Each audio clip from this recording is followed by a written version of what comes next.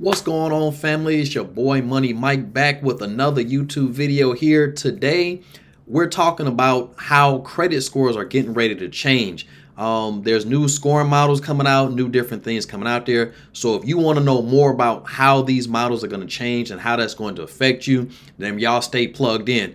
If y'all ready to check this out, I'm definitely ready. Let's get into it.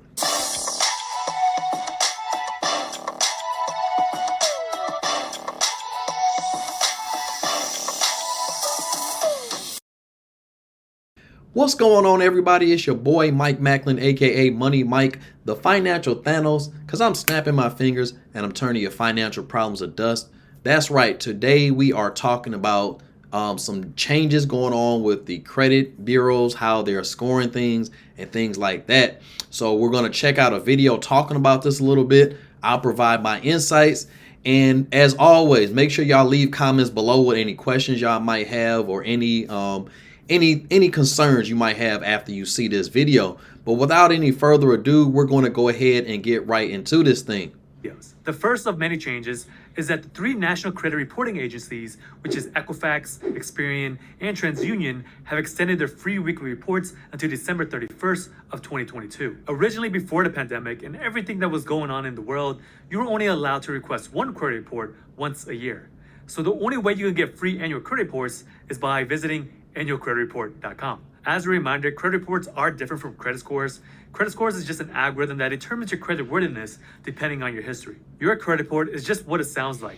It's your history within the past 7 to 10 years that you made with lenders. Initially, this program was set to expire in April 2022, but has recently been extended to the end of this year. So why is this even important? The reason why you want to check your credit report often is that your report shows you how many credit cards and loans that you have, whether or not you paid your bills on time, and whether or not you have any debts that turned over to collections. This is important because creditors, some employers, and even other businesses may pull your credit report before even doing business with you. It also determines your terms and your interest rates. So if incorrect information such as delinquencies, late payments, charge-offs, and even bankruptcies that aren't yours hurt your credit and increase how much it would cost for you to borrow money. Let alone, it definitely does hurt your chances of even getting a loan, insurance, a rental, or even possibly a job. So the sooner that you can spot a mistake, the sooner that you can dispute the error. Moving on to the next major. All right. So real quick, just to kind of touch on that, that's actually really good information for anybody really trying to work on repairing their credit.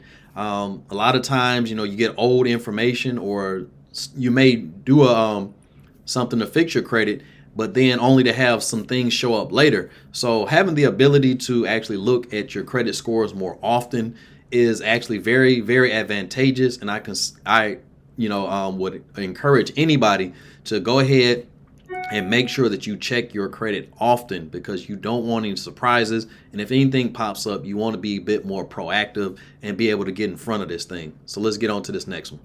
On to the next major, which is how medical debts are being reported. It was reported by the three major credit bureaus that they will strip 70% of all medical debt information out of consumer credit reports starting July 2022. These credit bureaus, they also said that medical collection debt will no longer appear on your credit report where the debt has already been paid. Meaning that if you have a medical collections that have a zero balance, these will now be reported and no longer affect you negatively on your credit. They are also increasing the length of time that the debt will appear on your credit report. Originally, it takes 6 months for medical debt to report, but now they're increasing that time to 12 months. They also mentioned that sometime in the first half of next year, which is 2023, they will remove unpaid medical collections from your reports if it is less than $500. The reason on why this came about is that one of the big government agencies, which is the Consumer Financial Protection Bureau, has considering a ban on medical debt. The CFPB found that 43 million credit reports contain medical collections, and in the second quarter of 2021, 58 of those bills and collections are medical bills. And it is also reported that nearly 1 in 10 Americans carry medical debt over $250. That's a lot of people out there, which is pretty crazy to even think about. As you can see, medical debt is what damages people financially the most. So how would this exactly change your credit score? There are already newer scoring models that don't factor in medical debt or pay medical collections, but the majority of creditors and lenders out there are still using older models such as FICO 8. So based on my research, it doesn't say whether or not they're gonna backtrack all of the FICO scores or only if this applies to the newer ones, but based on the information that I gathered, I believe this is for all FICO scores. With this information removed, this would definitely help a lot of people out there and help increase their score. All right, so let's talk about this next one here. Medical debts. A lot of people that I have helped, repair their credit. We've had to, deal with medical debts. So it is great that they are actually, one, it's taking longer for it to show up on your credit report, which is actually good. It gives you a little bit more time to maybe work with the companies or whatever and get those medical bills taken care of. The second thing that's great about this is, as he said, a lot of people are being affected by these medical collections, medical debts, different things like that. And so if they're looking to possibly eliminate those, a large number of people probably are going to see a positive impact on their score, meaning the score is going to go up a little bit if this actually goes through like the guy's explaining here. So let's keep our eyes on this. And if you got medical debts out there, definitely want to take care of them. But just know that you do have rights against medical debt and things like that. And so let's keep our eyes peeled on that, and let's keep going with the video. Now let's talk about another change that will be coming to your credit report, which is buy now, pay later loans. So some of the major companies that you might have seen during checkout when you're shopping online could be from Affirm or Klarna. There has been a huge rise of these companies when shopping online due to the pandemic, but the thing about these short-term loans is that unlike credit cards, some of them do not report to the credit bureaus. So there are a lot of subprime borrowers out there that are taking out these services, and their credit scores are usually not affected if they're not making on-time payments, which can be a good thing for them since they do get the things that they want, but also puts them in a worse position with debt. This also depends on the length of the loan. Sometimes if the loan is only a couple of months or 0% APR, then they may not report it, but if it's longer with terms, then they may. But in recent news, the major credit bureaus are pushing more for these buy now, pay later companies to report them. So how does reporting these loans affect your credit score? One of the biggest things is the amounts owed portion of your credit score. Anytime that you have more debt, this tends to hurt your credit. Also, since this is an installment line of credit, if you were to miss any payments, this can really affect your payment history. Generally, whenever you open up a new loan, this tends to drop your credit score by a few points. But as your balance becomes lower and lower, your credit score begins to increase. But once you paid off the loan, this removes the trade line. So this can also negatively impact your credit score, meaning that your credit score will not go back to its highest peak until a few months or unless you get another loan and begin to lower its balance. Credit scores are weird, I know, but you get rewarded to remain in debt. Each credit bureau has different plans on how they want to report this information. For instance, TransUnion is attempting to address this issue, but not counting all of these loans in the calculation. Instead, they will be reported on your credit report, but not affect your credit score. As for Experian, they're doing pretty much the same thing as TransUnion, which means that they'll collect all the loans currently and your outstanding debts, but they will not be using that to factor in your credit score, at least for now. On the other hand, Equifax is going to be doing something different compared to the other two. Equifax will allow these buy now, pay later providers to include these loans in the calculation of your credit score. So long story short, TransUnion and Experian are not currently factoring these loans, while Equifax possibly can. It really just depends on how the provider reports the information and whether or not the company pulling your credit is going to be using those loans into consideration. So I understand that this can be a little bit confusing because some of these buy now, pay later loan providers may or may not report certain loans to the credit bureaus, and additionally, the credit bureaus may or may not use this information against you. So if you do see an Affirm loan on your credit report, it's possibly is not factored in. The key thing about these type of loans is that I would always treat them as any other type of loan that you would get from a bank. Because if you were to miss a payment, this will most likely have a negative impact to your credit score, and the likelihood of you getting another short-term loan might be more difficult. So even though some of these loans may not be reported or factored into your score, I would just treat them as any other loan. All right, so I'm just going to touch on this one real quick because long story short of it, these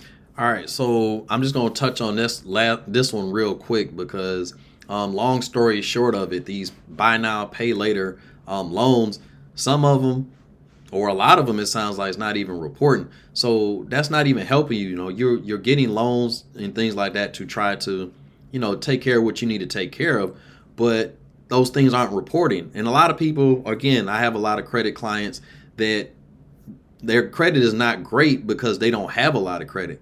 So, anything that you can get put on your credit report definitely helps you. Having trade lines on there, they like to see that you have a good credit mix, meaning you have credit and you got a good mixture. So real quick, a good mixture is at least one installment loan like, let's say a bank loan, car loan, something like that, and 3 revolving loans. So, maybe get yourself 3 credit cards and, a home loan, or even, see if you can get your rent reported. That's just a little quick tip as far as credit. But just to touch back on this, if they're not reporting it, that doesn't help you. So it looks like TransUnion is the only one that's trying to help you. But I mean, even with TransUnion, a lot of people don't even look at TransUnion. Equifax is the report that most people look at, just to put that out there. Most people are looking at Equifax when they're looking at your credit worthiness. So, I mean, it's a wild situation. So this is why I wanted to put this information in front of y'all, because there's a lot being done to help you on the credit side, but then there's things like this that's being done that's not helping you. So let's keep pushing. So now let's move on to the newest type of credit scoring model, which is the FICO 10 and 10T. These scoring models were introduced back in 2020, so you may start to see these used more frequently. One of the major key differences between 10 and 10T is that the T version looks at the previous 24 months of credit activity to predict future behavior. The reason why there are 2 different types of FICO 10s is because FICO can sell these scores depending on what the lenders want to know. But as of right now, most lenders still use FICO 8 for their lending decisions, and this credit score was actually introduced back in 2009. For mortgages, they still use FICO 2, 4, and 5, and auto lenders, they have their own FICO scoring models. But a lot of lenders are using a combination of different FICO scores to determine whether or not they want to approve you for lending. Now, whenever FICO 10 becomes more widely adopted, how is this going to affect your credit score? Your score is most likely to drop with FICO 10 if you took out a personal loan to consolidate your credit card bills, but your credit card balances are up again, or appears that you apply for more lines of credit. Another reason is that if you're using credit cards regularly, but the balances are not being lowered or they're continuing to grow, this will negatively impact you. And lastly, if you miss the payment, late payments will be punished more heavier than previous FICO scoring models. So to keep your credit score as high as possible for FICO 10 and 10T is to make sure that you pay your balances on your credit cards as low as possible. Having consistently high balances or rising balances can show that you're in a financial pickle. And just like any other scoring model, you want to avoid missing payment. All right, so just to touch on that last one real quick and recap on the video as a whole. A new scoring model apparently is coming out, this FICO 10 and 10T. And what they appear to be looking at is how you're using your credit cards. A lot of people are abusing credit cards, and it's a bad thing. The biggest reason it's a bad thing is because you're overpaying on interest. What I always tell people is, if you're going to use a credit card, credit cards are great if you use them right. But one thing that I typically do is when I use a credit card, I have 2 rules. If I'm going to swipe my credit card, whatever it is that I'm getting, I better get it back more or equal to what I have actually swiped. And my second rule is I better have the money. Whatever I'm swiping, I make sure that I have that money. So typically what I do with credit cards is I use them just to pay different bills, like light bill, grocery bill, different stuff like that. Things that I already know is coming out, and so I'm already budgeting for that. And so I'll go ahead and pay that full balance at the end of the month, so that, when FICO 10 or 10T, whoever looks at this, will say, okay, well, listen, yeah, he got balances and yeah, he uses it, but, they're being paid off quickly.